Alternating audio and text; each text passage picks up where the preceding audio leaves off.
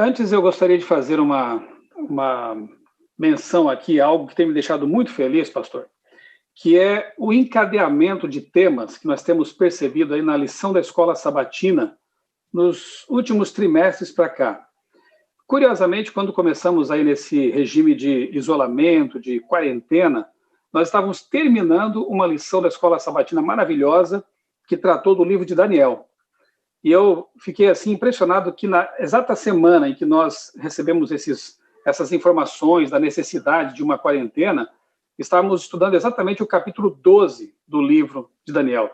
Aquele lindo capítulo que fala sobre o Miguel, né, que nós cremos ser Jesus Cristo, a voz de quem os mortos ressuscitarão, né, no final, na volta de Jesus.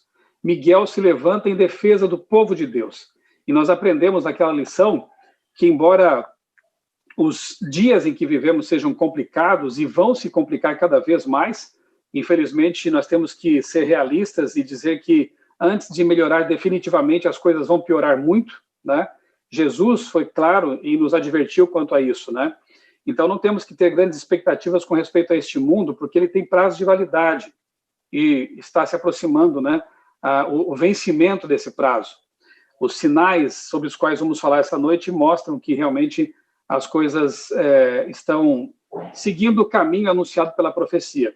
E foi muito bom estudarmos ali que Miguel, Jesus Cristo, o arcanjo, né, que é Jesus Cristo, o nosso Deus poderoso, Criador do universo, ele vai proteger o povo que o aceitou como Salvador e Senhor e vai conduzi-los até o porto seguro.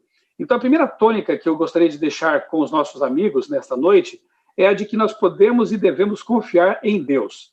Não importa o que vai acontecer conosco, não importa o que vem aí pela frente, o fato é que nós temos um Deus grandioso, poderoso, amoroso, que nos sustenta com suas mãos poderosas. Então, nós temos que confiar nisso. Eu gosto de pensar na mudança tremenda que aconteceu na vida dos discípulos, né? Eles que estavam lá com medo de serem presos também, como Jesus foi, e, de repente, mudou completamente a vida deles, a disposição deles. Eles que eram tímidos, tinham medo, de repente cobraram uma coragem tremenda e estavam dispostos agora a perder a vida por amor ao Evangelho e a Jesus. O que aconteceu com eles? É simples. Eles contemplaram o Cristo ressuscitado. Quando os discípulos oravam a Deus, eles tinham certeza que lá no santuário celestial estava alguém real, alguém em quem eles tocaram, alguém com quem eles conviveram. Portanto, a comunhão com Deus, a certeza de que Jesus Cristo é real, é que nos dá coragem, é que nos dá segurança para enfrentar toda e qualquer situação. E ter certeza de que, a despeito das crises, como diz a Bíblia, o nosso pão e a nossa água serão certos, né? Eu penso que nós veremos no futuro, né, grandes promessas que hoje são aparentemente assim poéticas nos Salmos, se cumprindo literalmente em nossa vida, como, por exemplo, uma mesa será posta diante de nós no deserto, né? Ou então, se for necessário, que o maná caia do céu para nos sustentar. Então, repito, não tenhamos medo de nada, porque o nosso Deus é o Criador do universo, é o Criador de todos os recursos. Terminada a lição da Escola Sabatina sobre Daniel, nós começamos esta aqui, né? Como interpretar as Escrituras. Que lição importante para este momento. Por quê? Nós temos visto aí uma série de ideias, de teorias, né, escatológicas, furadas, que têm desencaminhado muitas pessoas. E tudo deriva de uma má interpretação da Bíblia, de falta de estudo aprofundado da Bíblia. Eu vou citar apenas um exemplo que me ocorre agora, quando é que eu estou preparando uma palestra para a semana que vem a respeito dos eventos pós-11 de setembro e pós-coronavírus. Então, isso está bem fresco aqui na minha memória. Quando as torres gêmeas do World Trade Center foram derrubadas pelos terroristas islâmicos, alguns cristãos se apressaram a dizer que isso era o cumprimento de Daniel capítulo 8, quando o carneiro lá do capítulo 8 tem os seus chifres quebrados. Então disseram assim, olha, esses dois chifres então devem representar as torres gêmeas, as duas torres foram quebradas na profecia, elas foram quebradas também no ataque terrorista.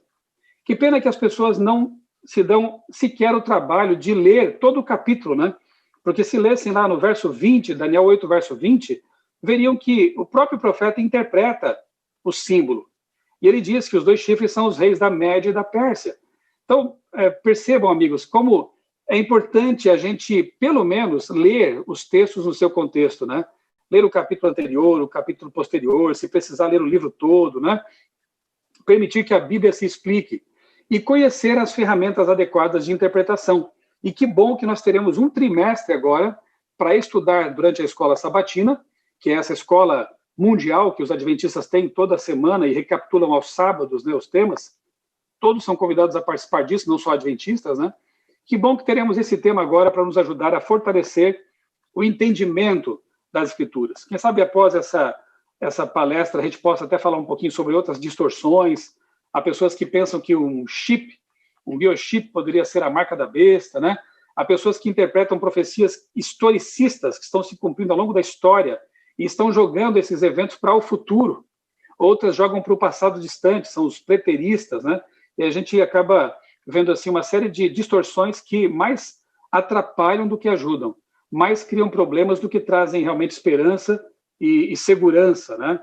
Mas, ok, vamos começar aqui com o texto. Se você tem a sua Bíblia aí, eu gostaria de convidá-lo a abri-la comigo, em João capítulo 14, eu estou aqui com a minha Bíblia, João capítulo 14, versos 1 a 3, eu sei que é um texto bem conhecido, eu louvo a Deus se você sabe de memória, porque é uma das mais maravilhosas promessas que encontramos na Bíblia, nos Evangelhos, quando Cristo, se despedindo de seus discípulos no último jantar, na última ceia, ele diz assim para eles: não se turbe o vosso coração, credes em Deus, crede também em mim.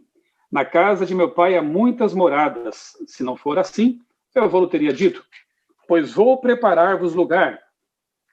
E quando eu for e vos preparar lugar, voltarei e vos receberei para mim mesmo, para que onde eu estou, estejais vós também. Nós sabemos que Jesus ascendeu aos céus, portanto, ele está lá no céu. E ele diz que virá nos buscar para nos levar para o lugar onde ele está. Portanto, Jesus vem nos levar para o céu. E nós sabemos, né, que a Bíblia contém mais de 2.000 e poucas promessas como essa aqui, né? Jesus disse isso. Em Atos capítulo 1, versos 10 e 11, encontramos ali a cena da ascensão de Cristo.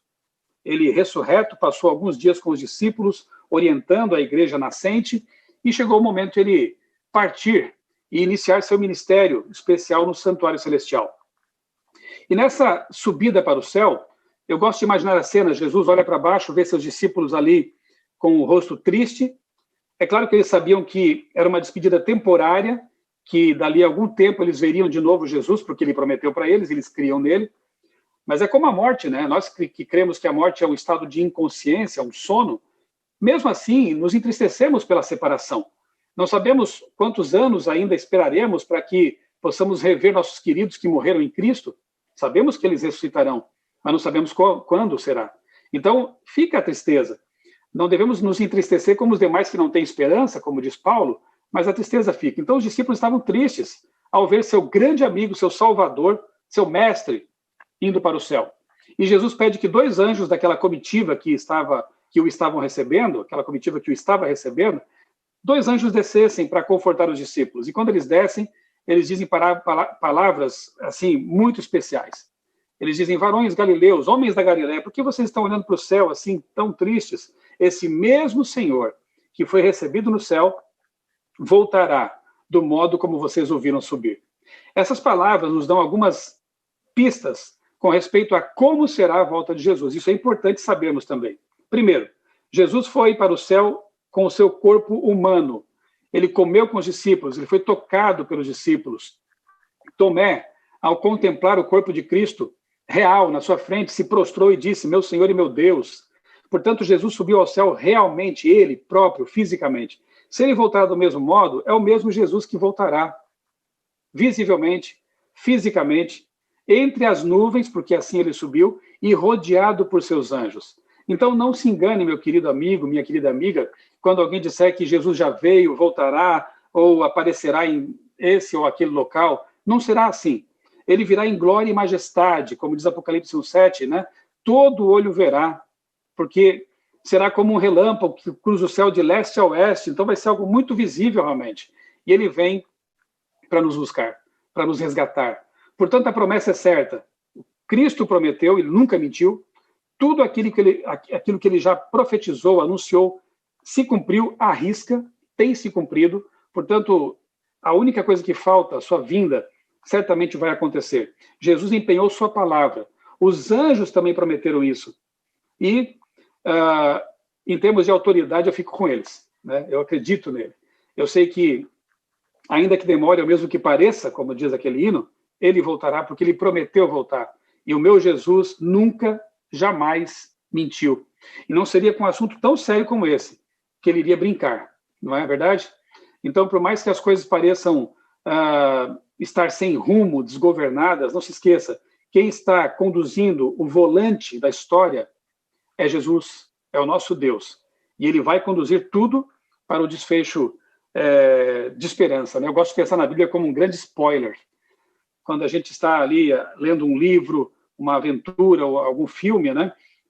Durante a trama podem surgir situações angustiantes, preocupantes, mas quando a gente sabe o fim, a gente fica mais tranquilo, porque sabe que o desfecho, no final ali, o mocinho vence, né? Então a Bíblia é um grande spoiler nesse sentido, ela já anuncia, olha, as coisas ficarão difíceis, e estão, mas no fim, a vitória é certa. No fim, o dragão vai ser derrotado pelo cordeiro, né? Essa é a promessa que encontramos na Bíblia. Ok, vamos agora analisar aqui. Eu vou deixar também depois um link aqui para vocês dessa apresentação. É um Prezi, eu tenho lá a minha página, né? Aliás, você pode ir ao meu blog outraleitura.com.br. No menu superior tem lá um botãozinho que é chamado Prezi. Se você clicar nesse botão, você tem acesso às minhas apresentações, como esta aqui, por exemplo. Você pode depois recapitular as passagens, usar esse material se quiser, em pequenos grupos, para você mesmo estudar. Eu vi essa semana um cartoon, eu achei bem interessante, não sei se você recebeu isso, mas está ali Satanás dialogando com Deus, e Satanás tenta debochar de Deus, dizendo assim, viu só como eu fechei as suas igrejas? E Deus responde assim, você está enganado, eu abri uma em cada casa. Veja que interessante, né? Aquilo que o diabo pensa ser uma maldição acaba se tornando uma bênção, porque as pessoas estão redescobrindo a importância do culto familiar, por exemplo. Pessoas que antes estavam assim distanciadas, talvez correndo demais por causa do trabalho, enfim, estão ali agora em casa. Por exemplo, eu estou com a minha filha mais velha aqui, que faz faculdade, e está tendo aulas online. Meus filhos mais novos estão de férias agora. Então a família está aqui. Eu estou trabalhando em regime de home office. E, graças a Deus eu tenho essa possibilidade. Alguns não têm, eu sei disso, né? Então, por que não aproveitar essa fase, essa crise, para estreitar os laços entre a família também? Para orar mais, para reunir ali com os filhos e cantar louvores a Deus, estudar a Bíblia, né? Que momento apropriado. Eu penso assim que Deus está nos oferecendo uma oportunidade de reconsagração. Deus não causa tragédias. Deus não origina essas coisas. Sabemos disso, né? Isso tem que ver com um grande conflito. Satanás é o originador dessas calamidades. Mas Deus as usa, como diz C.S. Lewis, como um megafone às vezes. Deus fala sussurrando, Deus usa recursos tranquilos para nos alcançar, mas quando percebe que nós estamos distantes e poderemos talvez até perder a vida eterna, ele é obrigado a usar um megafone, é obrigado a levantar a voz. Mas não se esqueça, o objetivo é salvar. E eu creio que essa crise tem sido usada assim por Deus para nos mostrar mais uma vez o que realmente é importante na vida. Não adianta a gente correr somente atrás das coisas físicas, materiais, não adianta a gente só pensar em pós-graduações, graduações, títulos e deixar de lado as coisas essenciais, que são Deus, nossa comunhão com Ele, e a família. Isso não tem preço, né? E são valores inegociáveis. Que nessa crise possamos pensar um pouco nisso também, né? E fazer de cada lar uma igreja mesmo, né? Outra coisa, quando passar a crise, que nós possamos dar valor à igreja física, lá ao templo, né? Quem sabe seja o momento de a gente pensar assim, fez falta, eu senti falta dos meus irmãos, da minha casa de oração. Então vamos encher as igrejas às quartas-feiras, domingos, sábados, estejamos lá. Vamos mostrar que realmente a igreja é importante em nossa vida, né? Não deixemos de nos congregar, como diz lá o apóstolo Paulo, né? Mas nos congreguemos para nos fortalecer.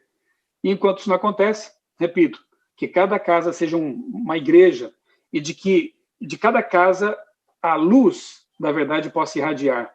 Quem sabe você possa enviar depois por WhatsApp, pelos recursos aí de contato com as pessoas, né? Por e-mail, um áudio, um vídeo, um texto, falando que você ama essa pessoa e quer que ela esteja com você no céu um dia.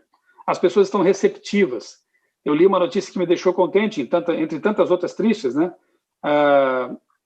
A Bíblia está sendo vendida mais agora do que antes, né? Então, as pessoas se voltam para Deus, né? Algumas se voltam para Deus, e esse é o momento oportuno para nós fazermos um grande trabalho em favor das pessoas para o nosso Deus, tá bem? Sinais do fim, Mateus 24, verso 5, ali encontramos aquele texto em que Jesus diz, cuidado porque virão falsos cristos e falsos profetas. Então, por que é importante estudarmos os sinais bíblicos que apontam para a volta de Jesus? Porque Satanás colocaria falsas placas pelo caminho. Eu mencionei algumas agora na introdução, depois podemos falar de outras, né? Mas o diabo tenta desviar a atenção das pessoas de um assunto tão importante como é a volta de Jesus e os sinais que apontam para ela. Por isso é importante estudarmos os verdadeiros sinais. Eu me lembro que em 2012, se não me engano, ou um pouco depois, uma outra falsa profecia circulou por aí, né? Houve um alinhamento interessante na constelação de Virgem. Está aqui na minha tela uma imagem que representa essa constelação. E naquela época, a Lua estava bem nos pés da constelação, aqui, digamos assim, alinhada com os pés da constelação, e o Sol bem próximo da cabeça da constelação, do desenho imaginário que é a constelação. Naquele momento, alguns evangélicos já começaram a entender que isso seria um cumprimento de Apocalipse 12. Lembra o que diz lá? Ele viu uma mulher, João viu uma mulher vestida de sol, com a lua debaixo dos pés. Mais uma vez eu digo, que falta faz um estudo sério da palavra de Deus, para compreender o que significa mulher na Bíblia, quando se fala em profecias, para compreender o que esse sol representa, e por aí vai, né? Então, veja, há muitas falsas placas espalhadas pelo caminho, e nós temos que tomar cuidado com essas indicações que levam para caminhos perigosos. Então, vamos aos sinais verdadeiros, aqueles que foram ditos pelo próprio Cristo. Eu não terei tempo aqui de ler todos os textos, de explorar em detalhes cada um deles, mas você pode depois conferir em sua Bíblia, e, além disso, são textos bem conhecidos, né, para aqueles que estudam a palavra de Deus. Por exemplo, 2 Pedro 3, versos 3 e 4. Esse é o sinal dos escarnecedores. Eu sei que, quando falamos em volta de Jesus, enfim, do mundo, coisa parecida, tem pessoas ainda que acham graça disso, que escarnecem disso, né? Embora haja outras que se preocupem com isso e nos deem ouvidos, e por essas vale a pena pregar. Aliás, eu deixo aqui um outro testemunho que me deixou muito feliz recentemente.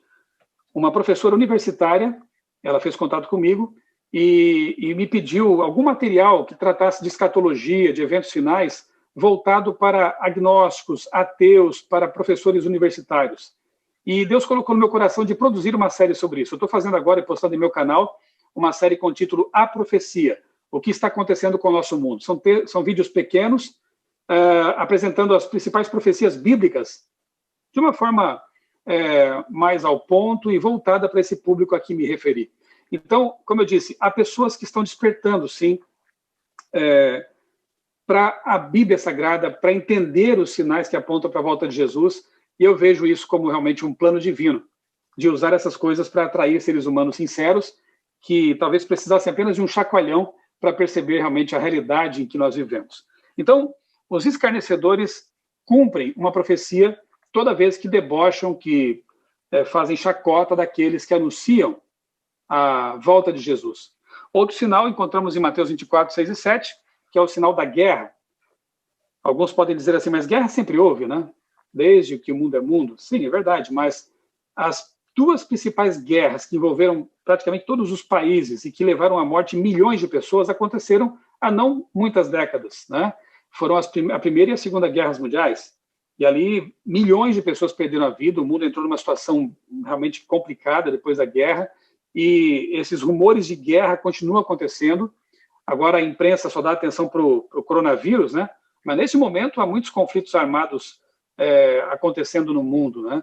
E outros tantos que foram até evitados. Nós sabemos que o Apocalipse diz que os anjos estão retendo os ventos, os quatro uma representação aí linguística de todo mundo, né? Os 4 cantos da Terra. A Terra não tem canto, né? Mas são os 4 pontos cardeais. Então, uma guerra global envolvendo bombas atômicas, isso aí já esteve próximo de acontecer, mas por algum motivo as forças recuaram. Nós vemos realmente a intervenção divina nesse aspecto, os anjos segurando esses ventos. Mas guerras e rumores de guerras nós temos visto acontecer já há algum tempo e se intensificando, né, cada vez mais. O sinal da fome, infelizmente, Mateus 24, verso 7, né, não deveria haver, porque recursos ainda existem no mundo, mas a injustiça, a desigualdade, a falta de amor, que é outro anúncio do fim, né, o amor se esfriando, lamentavelmente tem levado muitas pessoas a essa mazela da fome. Neste exato momento de crise, nós como igreja temos que estar preocupados com isso também. Pode ser que a nosso ao redor, vizinhos, pessoas que nós conhecemos podem estar passando necessidades e nós temos que atender essas pessoas.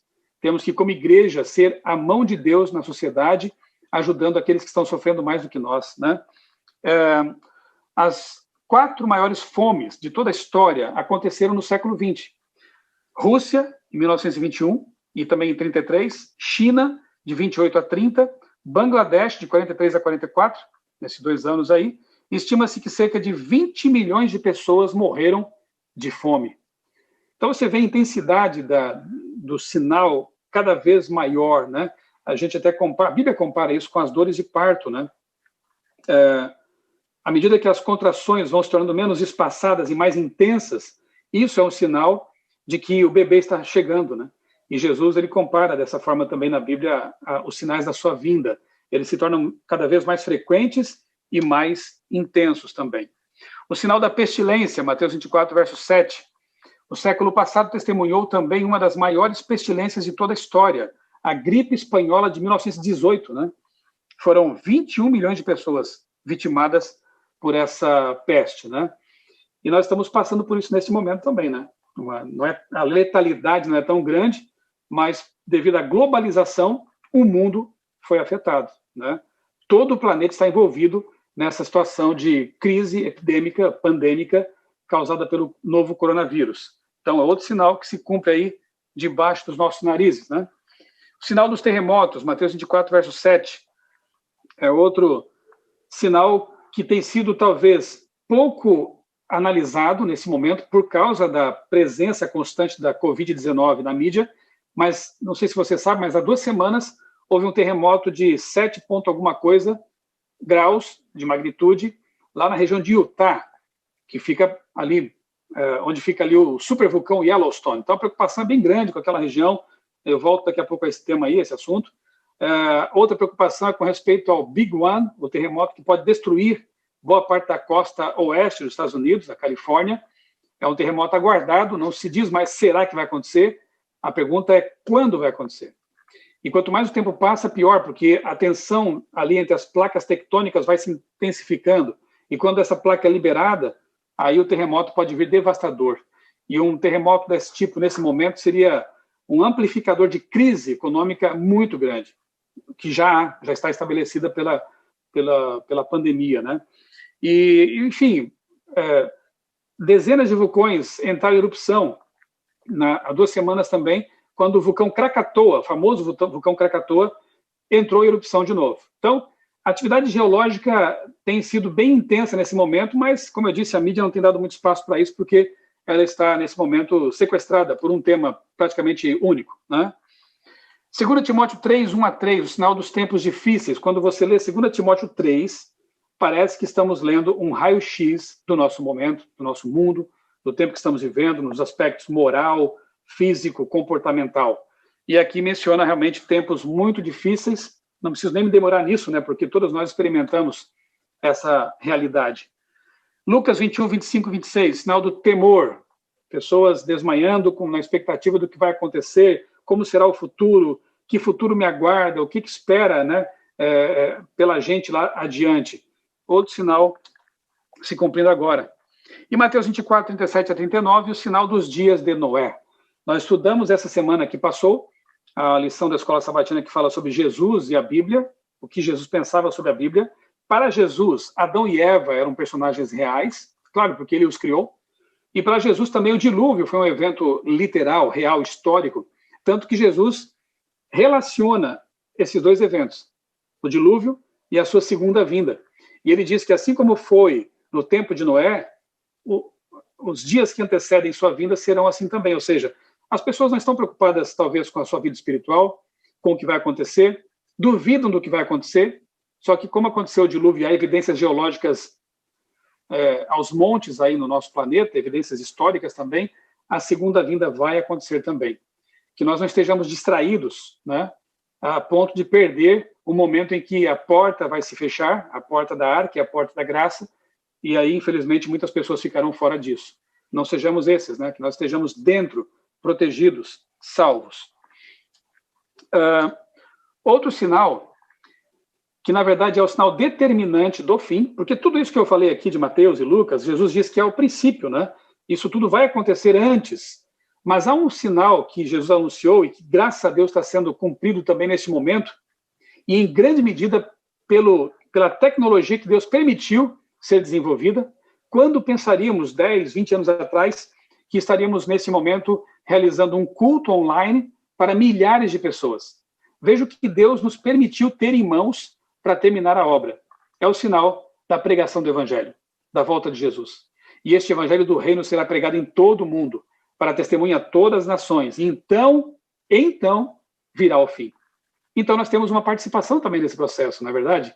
Toda vez que eu compartilho a palavra de Deus, toda vez que eu falo que Jesus vai voltar e que nós temos que nos preparar para isso, eu estou contribuindo para o cumprimento do sinal que falta ser cumprido para Jesus voltar, o sinal da pregação do Evangelho. Mas eu vou te apresentar agora um sinal que talvez você não tenha ouvido falar muito dele, é pouco falado realmente, mas ele é bem determinante também. É o sinal estas coisas. Mas que sinal é esse? Sinal estas coisas? Simples. Jesus disse que quando vocês virem todas essas coisas acontecendo, o que tem que fazer? Levante a cabeça, porque a sua redenção se aproxima.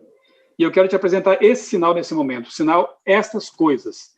Você percebeu que tudo que eu falei aqui tem acontecido neste momento, nessa fase da história, não só com maior intensidade, mas com muito mais frequência? Então, o fato de tudo isso estar acontecendo neste momento nos mostra que realmente a nossa grande esperança se aproxima. Não sabemos o dia, não sabemos a hora, nem nos compete saber disso, porque Jesus não nos revelou essa informação, porque Ele quer que estejamos preparados a cada momento. Aliás, a nossa vida é tão frágil, tão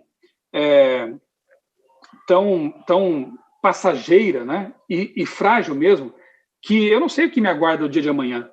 Eu não sei se eu vou ser infectado pelo vírus e que tipo de reação meu organismo vai ter. Alguns passam por isso de forma tranquila, quase nem manifestam sintomas, outros, por algum motivo, têm complicações respiratórias e alguns vão a óbito. Eu não sei o que me aguarda. Eu sei que eu espero em Deus. Eu sei que eu tenho um Deus Todo-Poderoso que cuida de mim em vida e, se for o caso, também em morte, vai guardar a minha sepultura até a volta de Jesus. Disso eu sei. Mas, pelo fato de a vida ser tão frágil, na verdade, o senso de urgência devia nos acompanhar o tempo todo, porque eu realmente não sei o que vai acontecer daqui uma hora, daqui meia hora, daqui um dia, uma semana. Então, na verdade, a urgência é muito maior do que só saber quando vai ser a volta de Jesus. Aliás, se aparecer alguém por aí dizendo que Jesus vai voltar nessa data ou naquela, você já pode até descartar de imediato, porque é um falso pregador, né? Jesus não nos disse quando seria sua vinda, porque Ele nos quer preparados todo o tempo. Ele nos quer preparados pelo motivo certo, não por medo do fim, mas por amor a Ele e à verdade. Esse é o motivo certo, pelo qual nós temos que realmente estar prontos e preparados. Não esqueça, então, desse sinal. O sinal, todas essas coisas. Tudo isso está acontecendo nesse momento, nos mostrando a brevidade do tempo. Eu quero agora, rapidamente, mostrar para você o que você já sabe, naturalmente, que a vida nesse planeta é tremendamente frágil. Que se não fosse por Deus, eu não sei realmente o que seria de nós, né? Quer dizer, eu sei, né? Não seríamos nada. Mas houve momentos já no passado recente em que nós estivemos por um fio como o planeta Terra. Por exemplo, em 2012, nós escapamos por apenas uma semana de uma tempestade que seria tempestade solar, uma ejeção de massa coronal, que seria devastadora para a Terra. Uma tempestade semelhante aconteceu em 1859, veja bem, 1859. Naquela época, todos os telégrafos dos Estados Unidos, por exemplo, foram queimados, foram destruídos, transformadores explodiram. Só que em 1859, o ser humano não dependia tanto assim de energia elétrica, né? Não eram tão dependentes, não éramos tão dependentes. Se acontecesse isso de novo em 2012, e quase aconteceu, imagine então o que seria do mundo sem internet, sem poder abastecer seu carro, porque as bombas elétricas não funcionariam, sem poder acessar sua conta bancária, porque hoje tudo depende de energia elétrica e de internet também, sem GPS, sem uma série de coisas das quais dependemos como sociedade moderna. Seria um caos. O Sol, de quando em quando, ele emite essas ejeções de massa coronal, essas explosões, esses flares solares. Como ele é uma bola, elas vão para todos os lados. E em 2012, uma dessas veio em nossa direção e, por muito pouco, não nos atingiu em cheio. Um professor aqui da Universidade do Colorado disse que se a erupção solar tivesse acontecido uma semana antes, a Terra teria ficado na trajetória. Veja só. Outro gráfico que eu quero mostrar para você, deixa eu posicionar melhor aqui para você ver esse gráfico aqui na tela, na sua tela. Está vendo? Isso aqui é uma entidade que acompanha, né, os abalos sísmicos no planeta e faz medições constantes e produzem esses gráficos aqui. Então, você percebe aqui no começo, onde eu estou apontando aqui, 1900, 1910, 1925, 30, 45, 50, 60, 70, 80, 1995, 2000, agora veja 2008 o que aconteceu. Um aumento absurdo da quantidade de sismos, de terremotos, desses que são tidos como os de maior magnitude, acima de 7 graus. Esse gráfico está desatualizado, naturalmente. Eu preciso obter dados aí de 10 anos para cá para atualizá-lo, mas a quantidade tem sido cada vez maior, realmente, de abalos, e isso tem preocupado os especialistas. Eu mencionei o Yellowstone, o supervulcão. Aqui está uma imagem que mostra qual seria o raio de destruição caso esse vulcão explodisse, né? Aqui está, então, a localização dele, no Parque Yellowstone. Um raio de 100 milhas iria pelos ares, e outro raio aqui seria afetado pela nuvem de poeira, né? Talvez pelo avanço, né, daquelas nuvens superaquecidas, iconoclásticas, né? Piroclásticas, melhor dizendo, piroclásticas. Então, a devastação seria realmente algo assim terrível e levaria o planeta a uma crise financeira muito forte. Mencionei o Big One e outras coisas. Quer dizer, a vida aqui nesse planeta é muito frágil e, portanto, nós temos que nos apegar ao Salmo 121, versos 1 e 2. Os versos dizem assim: levanto os meus olhos para os montes e pergunto, de onde me vem o socorro? O meu socorro vem do Senhor, que fez os céus e a terra. Não há montanha que possa nos proteger nesse mundo perigoso.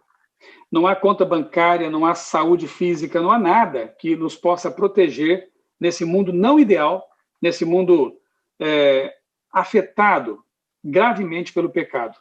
Há uma única esperança: o nosso Deus que fez os céus e a terra. Então eu quero convidar você mais uma vez a confiar em Deus, a colocar sua vida nas mãos de Deus, porque só ali encontramos segurança. Eu espero não ter assustado ninguém, mas eu tenho que ser realista. Este não é o nosso lar. Este mundo não é o ideal. Este mundo é perigoso. Ele é frágil. E qualquer dessas coisas pode realmente levar a espécie humana à extinção, não fosse Deus estar preparando algo muito melhor para nós. Eu quero convidar você a ler também no meu blog outraleitura.com.br essa matéria que eu publiquei semana passada, Eventos Estranhos e Esperados em Tempos de Pandemia, em que eu faço uma análise detalhada nos desdobramentos dessa pandemia, o que está acontecendo no planeta, e coisas que pareciam impossíveis poucos meses atrás estão acontecendo agora. Quem sabe no nosso bate-papo daqui a pouquinho, a gente possa lidar, trabalhar, discutir um pouquinho algumas dessas coisas aí, né? Outro texto bonito, 2 Pedro 3,9, diz que o Senhor não retarda a sua promessa, mas é paciente para com vocês, não querendo que ninguém se perca, mas que todos cheguem ao arrependimento. E eu vou encerrar contando uma breve história de um amigo, um grande amigo, lá de Santa Catarina, da minha cidade, Criciúma, chamado William Bittencourt. Eu conheci o William quando ele tinha 15 anos de idade. Eu fui convidado, na época, a dar algumas palestras sobre o Apocalipse na escola em que o William estudava. Com o tempo, os pais acabaram achando aquilo ruim, depois eu não fui expulso, mas me convidaram a parar com aquela série ali naquela escola não confessional, uma escola pública. Mas o William foi um presente que Deus me deu, porque de todos aqueles jovens para quem eu também era bem jovem na época, eu tinha lá meus 19, 20 anos, o William tinha 15. De todos aqueles jovens que ouviram as minhas palestras e aulas sobre o Apocalipse, o William era o que mais manifestava interesse.